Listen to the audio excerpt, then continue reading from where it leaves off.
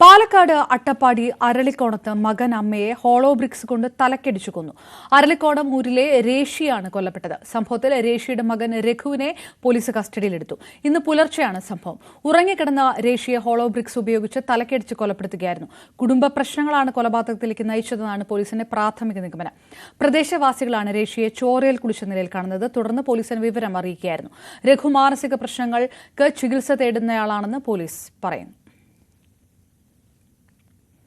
ചെങ്ങന്നൂരിൽ സഹോദരനെ അനുജൻ ശ്വാസം മുട്ടിച്ചു കൊന്നു. കഴുത്തിൽ കയർ കുരുക്കിയാണ് കൊല നടത്തിയത്.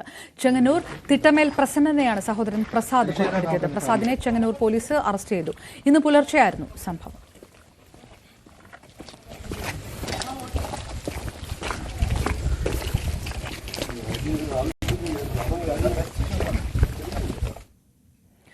കൊല്ലം കുണ്ടറയിൽ റെയിൽ പാളത്തിൽ പോസ്റ്റ് വെച്ചത് ട്രെയിൻ അട്ടിമറി ശ്രമം തന്നെയാണെന്ന് എഫ്ഐആർ.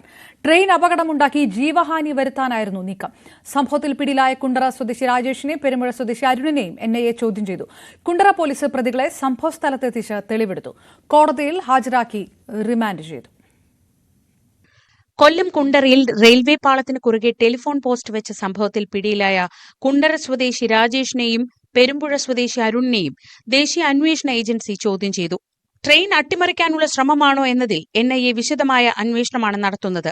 ഇന്നലെ പോലീസിൽ നിന്ന് വിശദാംശങ്ങൾ ശേഖരിച്ചിരുന്നു. പിടിയിലായ പ്രതികളെ ഇന്ന് സംഭവസ്ഥലത്തെത്തിച്ച് തെളിവെടുത്തു. മദ്യലഹരിയിൽ ചെയ്തു പോയതെന്നാണ് പ്രതികൾ പോലീസിനോട് പറഞ്ഞത്. ടെലിഫോൺ പോസ്റ്റ് മുറിച്ച് ആക്രിയാക്കി വിൽക്കാനായിരുന്നു ലക്ഷ്യം. ഇത് ശരിയാണോ എന്ന് അന്വേഷിക്കുകയാണ് പോലീസ്. പ്രതികളെ റെയിൽവേ പോലീസും വിശദമായി ചോദ്യം ചെയ്യും.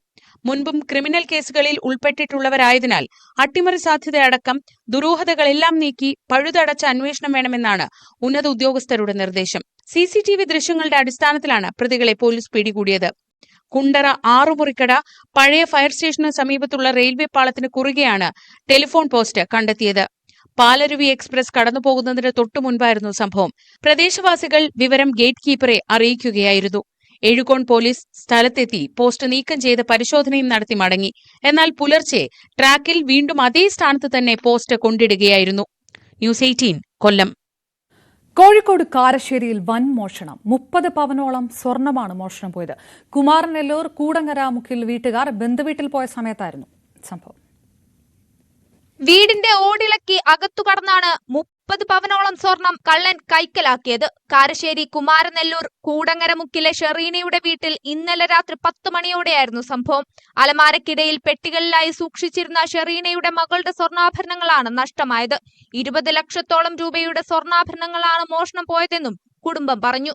ബന്ധുവീട്ടിൽ നിന്നും മടങ്ങിയെത്തിയ കുടുംബം വീട്ടിലെ വാതിൽ അകത്തുനിന്ന് പൂട്ടിയത് ശ്രദ്ധയിൽപ്പെട്ടതോടെ നടത്തിയ പരിശോധനയിലാണ് മോഷണ വിവരം അറിഞ്ഞത്. ഉടനെ മുക്കം പോലീസിൽ വിവരം അറിയിക്കുകയായിരുന്നു. താമരശ്ശേരി ഡിവൈ